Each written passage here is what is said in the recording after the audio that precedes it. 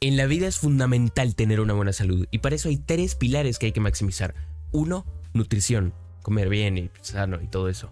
2, ejercicio. Este es un poquito complicado, pero es igualmente importante. Y 3, el sueño. El sueño es tal vez el más olvidado de los 3, porque siempre que pensamos en vivir más sano es en o hacer ejercicio o comer mejor, pero casi nunca pensamos en el sueño, pero es igualmente importante.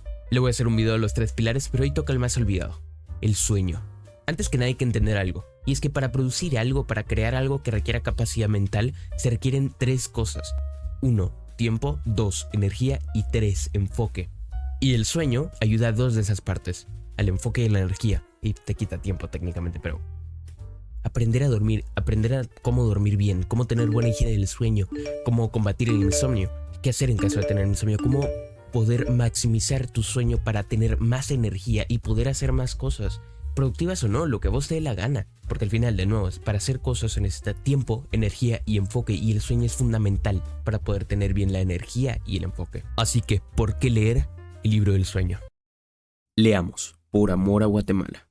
Muchas veces se ve el manejo del tiempo como la parte más importante de la productividad, el manejarlo bien, el no perder el tiempo, el controlarlo, pero en mi opinión es la parte menos importante de las 3. Y es que de nada sirve tener todo el tiempo del mundo si no tenemos ni la energía ni el enfoque para poder hacer algo en ese tiempo.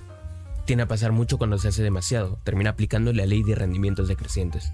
Y es que lo que pasa es que no somos máquinas a las que le das una unidad de tiempo y saca una unidad de trabajo. Al final, dependiendo de nuestro estado mental, 1 hora puede ser hiperproductiva o puede ser totalmente inútil. Por ejemplo, si tratamos de leer un libro y estamos muertos de sueño, no va a ser igual. Probablemente vamos a tener que volver a leer página y página. Lo vamos a poder leer, pero no vamos a entender de forma tan completa lo que realmente significa el libro. Y hay otra cosa, no es necesario desvelarte para ya notar una diferencia. Hay una parte donde menciona un estudio, no se menciona la metodología en el propio libro, pero siempre se cita los estudios, entonces está bien.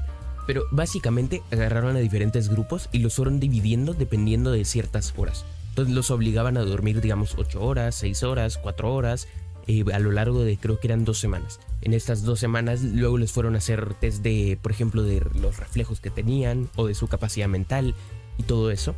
Obviamente los que dormían 2 horas tenían lamentable, los que tenían 4 horas eran un poquito mejor. Ahora, el que me pareció especialmente importante es el de 6 horas, porque es para algo muy curioso. A pesar de que tenían un rendimiento bastante más bajo que el grupo que había dormido 8 horas, ellos pensaban que no.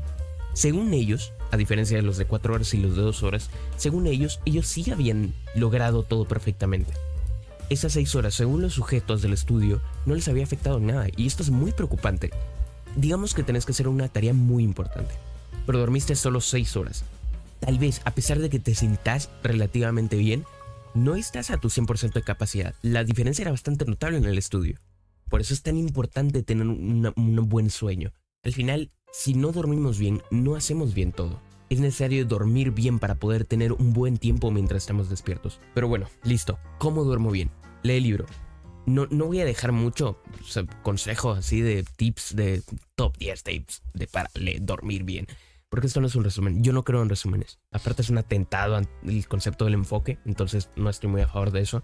Pero es que en este tipo de libros, donde son como manuales, siempre se termina sacando cierta información y aplicando de forma equivocada.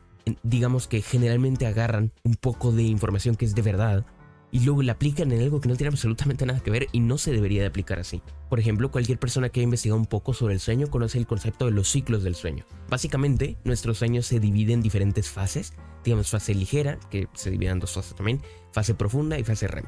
Cada hora y media va teniendo un ciclo. Entonces, la teoría de algunas de esas páginas de youtubers y lo que sea, es de que si dormimos en intervalos de hora y media, digamos de que en vez de dormir 8 horas dormimos 7 horas y media, entonces podemos despertar al final o al inicio de un ciclo que es un sueño muy ligero y no nos afecta.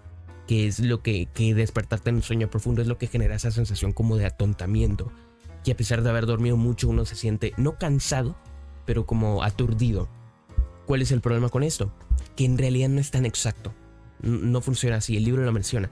Este tema de los ciclos del sueño, digamos de que si bien el promedio ajustado es de 90 minutos, en realidad varía bastante de persona a persona.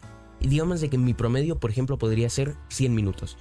Esto ya me cambió muchísimo, podría tranquilamente en esos intervalos de hora y media despertarme en sueño profundo y podría dejarme mal. realmente no es algo muy útil. Y el problema es que realmente yo me lo creía antes de haber leído ese libro y yo pensaba que funcionaba. Así que digamos que si tenía que despertarme a tal hora, prefería, en vez de dormir 8 horas, dormir 7 horas y media. Porque según ciclos del sueño y es mejor, pero no.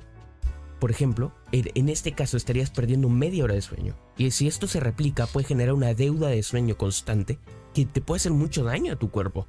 Al final, el sueño tiene muchas implicaciones en la salud. Por ejemplo, el no dormir bien promueve la obesidad, promueve la diabetes muy fuertemente, los problemas al corazón y todo eso, porque al final todo el mundo sabe eso. Y no todo el mundo sabe eso. Promueve el Alzheimer, todo tipo de enfermedades. Por ejemplo, también otras que no tienen nada que ver, el dolor crónico es más probable en las personas que no duermen bien. Es algo muy general.